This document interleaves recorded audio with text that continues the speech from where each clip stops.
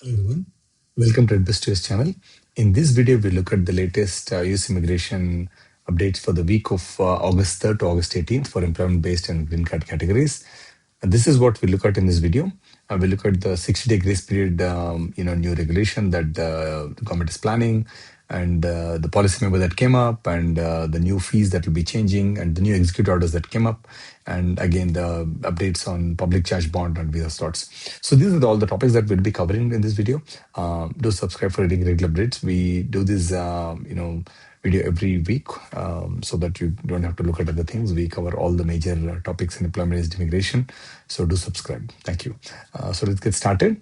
So the first topic for today is one of the big ones is the 60-day grace period. Currently, what happens is if you're an H1B visa, you get a 60-day grace period where you could actually essentially stay in the country and then look for a job and transfer to a new H1B employer. That's what you can do. And what DHS is trying to do is they just published on August, very last week, basically, or rather this week, right, that they want to eliminate this discretionary 60-day grace period. And this was actually not there before 2017. And this was actually codified in 2017. And they want to eliminate that. And where it stands as of today is that it's in the OMB review stage. As you can see on the screen, we are at the OMB review stage, Office of Management and Budget, right? So they are the ones they're reviewing it. So after that, what will happen is we will get the published proposed rule, and then we will have public comment period, and then the final rule comes in. So there is still a lot of steps, in the process. It's not like it's already there. I mean, you see media outlets telling that, oh, it's already there, you're going to do, but this is still has some time to go.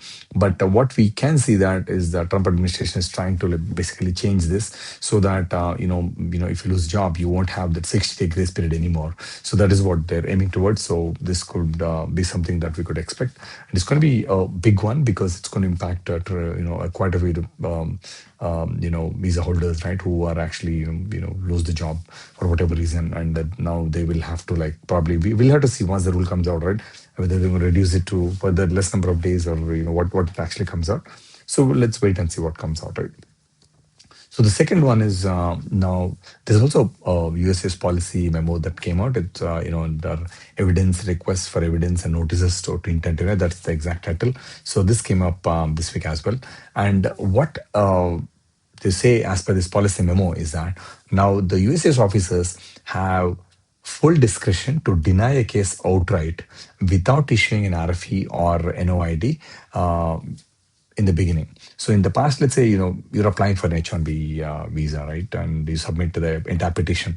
Now, let's say there are certain set of documents or things that you need to submit as part of the application, telling that these are the minimum requirements, or, these are the mandatory documents, to be able to consider that.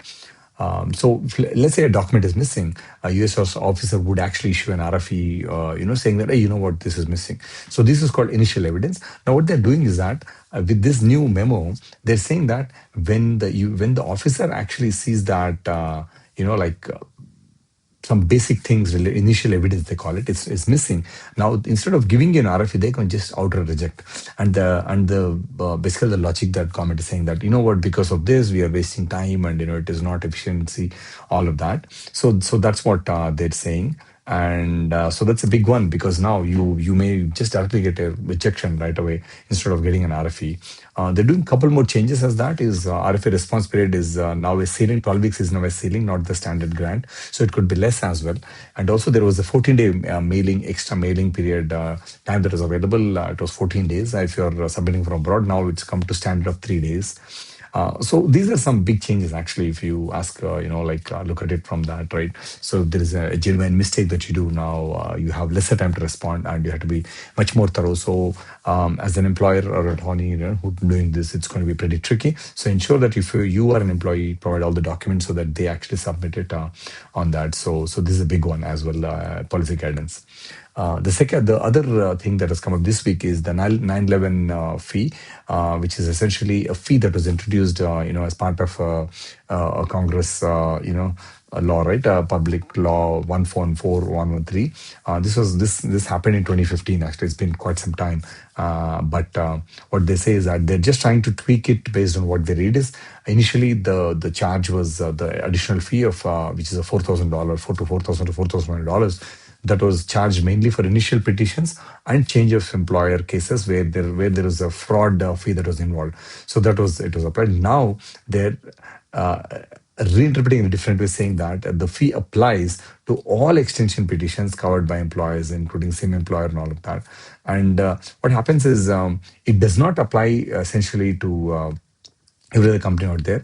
I mean, this is not new, just to clarify that. This is currently the covered employers are if you should be 50 plus employers and more than 50% of the US workforce are an H1B or an L1. So if you're part of this, now the fees would apply. Typically, the companies that would fall under that are Cognizant, Infosys, all of these companies, IT consulting companies, IT body shop companies, right? So these have high H1B L1 workforce, and the fees $4,000 for H1B and 4,000 for L1.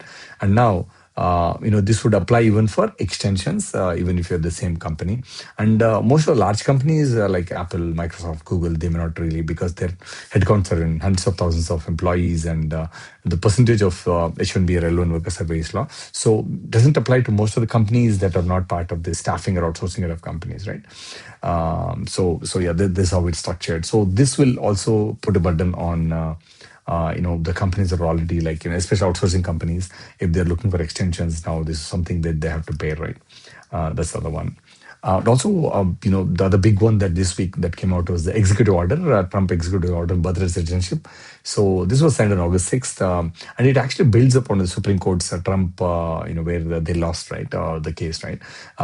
So what they're saying is they're now, instead of putting a blanket, now they're actually, because they lost the case, they've interpreted it slightly differently and issued another executive order. And as per that, what they say is if a child is born in the US, neither parent is US citizen, or either of them, then, and if they're part of if they belong to an alien enemy parent, I mean, basically, parent is a member of a designated foreign terrorist organization, or is an ambassador, diplomat, or international immunity, or or citizens bought, basically bought based on a commercial transaction to ensure birth in the US, or so by using surrogate, or commit fraud on these things, or certain US territories, then you won't get that.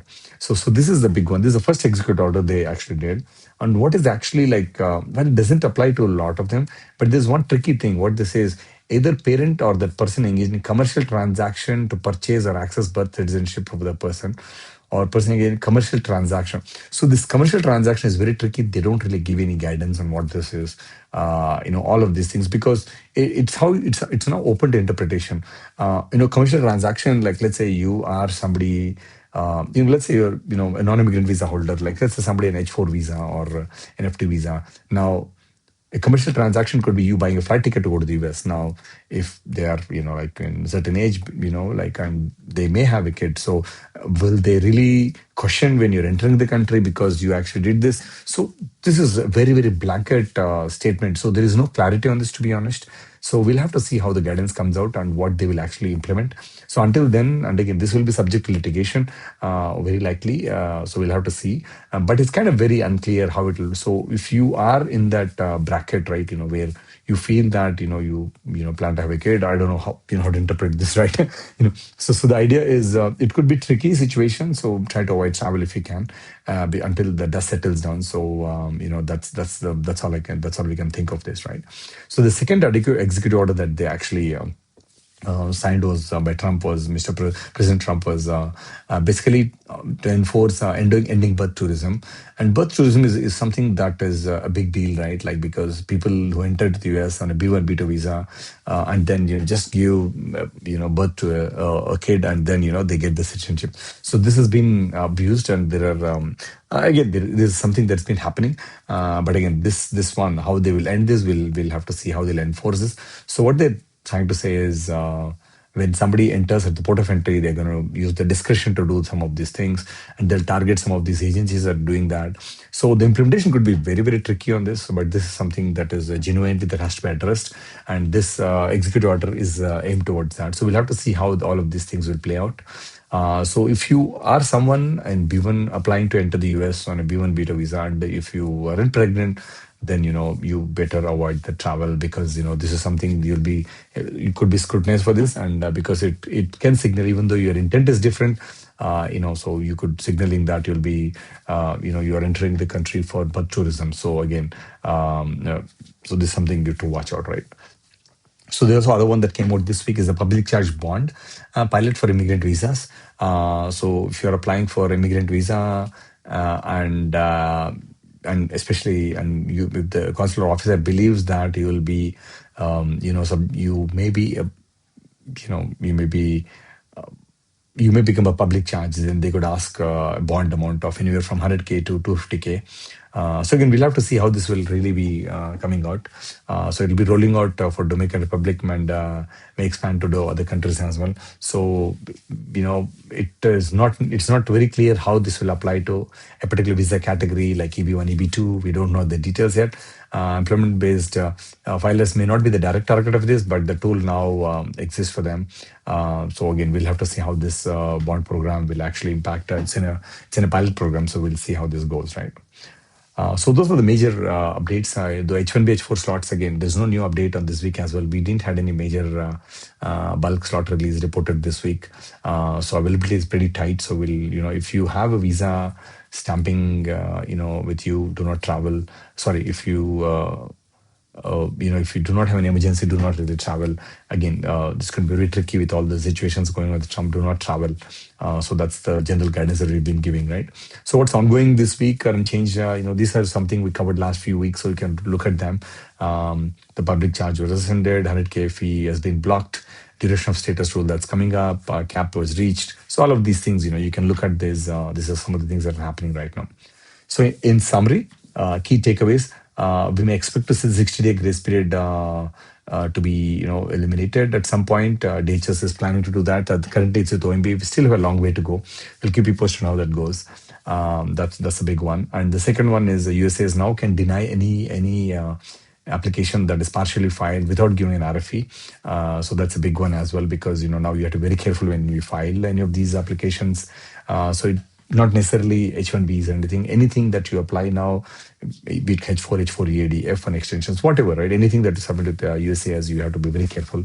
And also the 911 fee for $4,000 and $4,100 for L1s. It even now is applicable for extensions as well, especially for outsourcing companies. That's a big one as well, right? And also the two executive orders were issued by President Trump regarding birthright citizenship, and we expect some litigation on this, but as of now, some of these things are very unclear what will happen. That's what we'll see. And there's also a new public charge bond that will start with the Dominican Republic. So we'll see how that will work as well. So these are the key things from this week, folks. Again, thank you for taking the time to watch. Do subscribe for getting regular updates.